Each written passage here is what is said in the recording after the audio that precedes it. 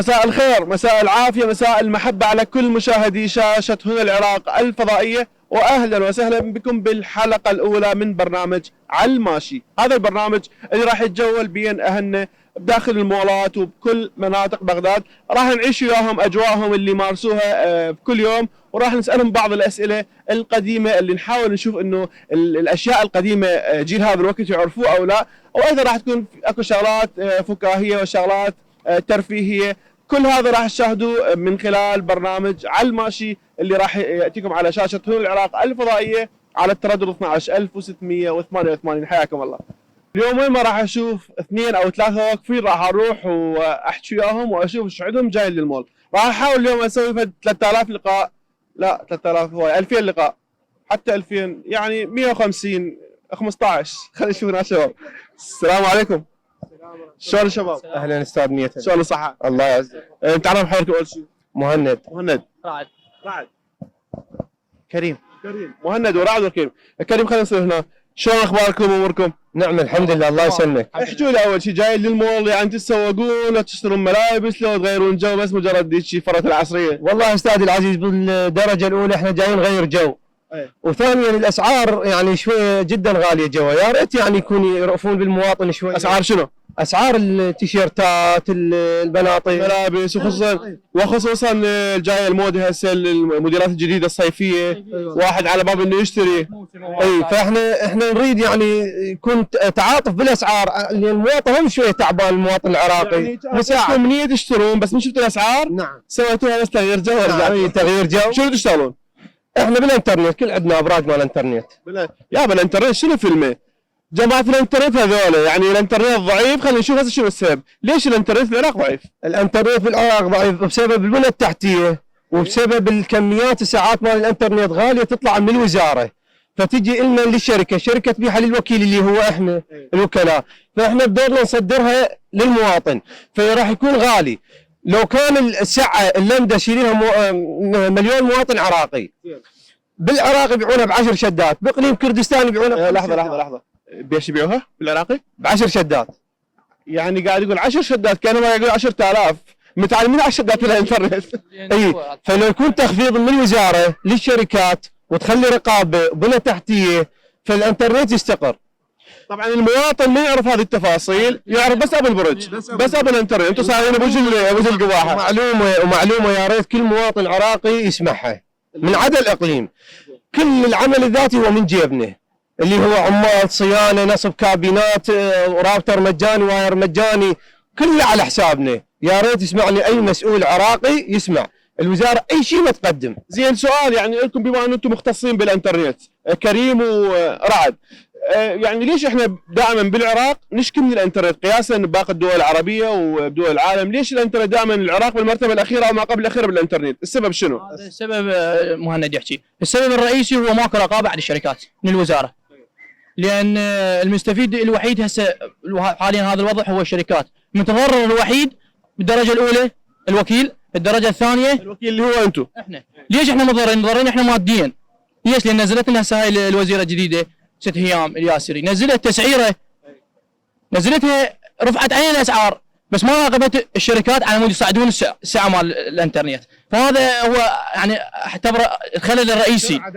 داونلود لما ما تستقر من الشركه انه واحنا نصدرها للمواطن مثلا 2 ميجا بايت، يعني لازم يصير استقراريه بالوضع مال الانترنت، فهي الساعه تجينا تعبانه مستهلكه، مثل جوزه مال مولد يعطيك 5 امبيرات ما تقدر تشغل مكيف. انا اريد منك 10 امبيرات.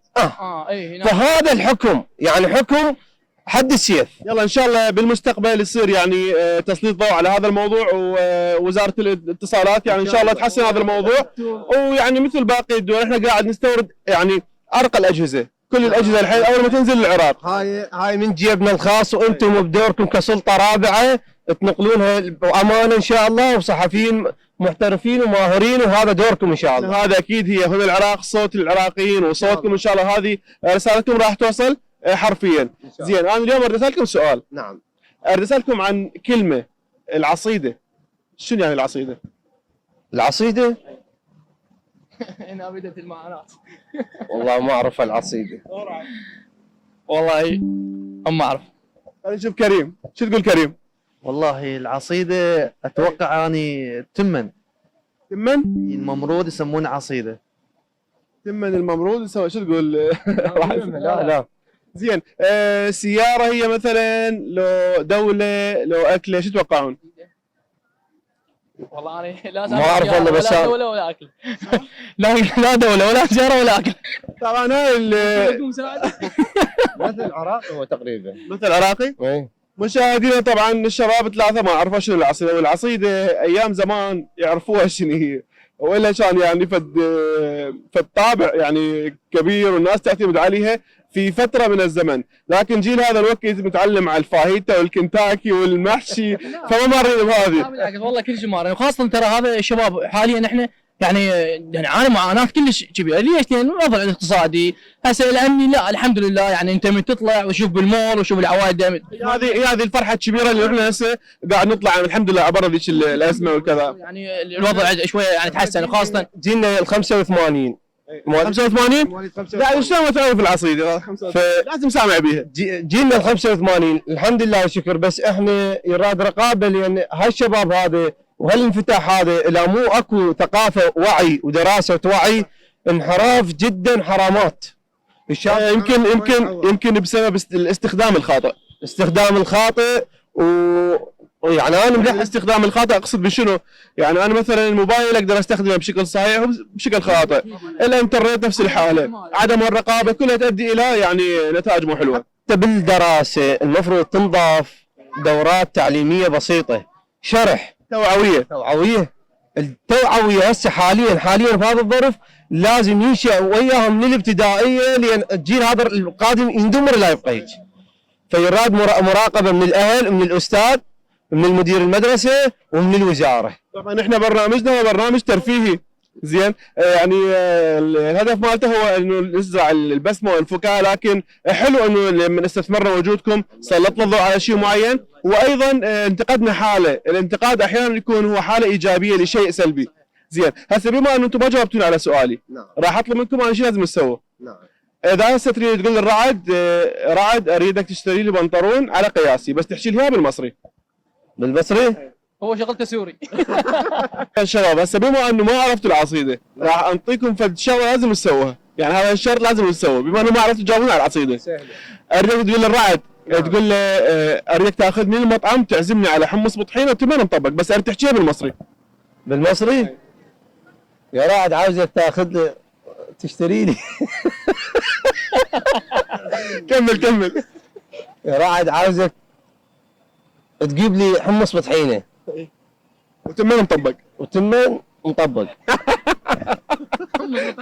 حمص بطحينه وتمن مطبق. طبعا انا سعيد بشوفتكم، الله يعزك، وان شاء الله تكون هذه اليوم يعني امسيه جميله لكم وتستمتعون بهذه الجوله، والله يديم هذا الصحبه بيناتكم، ودير بالكم على المناطق بالانترنت. تحياتي لكم، شكرا لكم، شكرا، حياكم الله. اكو شباب اثنين واقفين هنا، انا قلت لكم وين ما القى اثنين واقفين راح اروح واحكي وياهم اشوفهم ايش عندهم.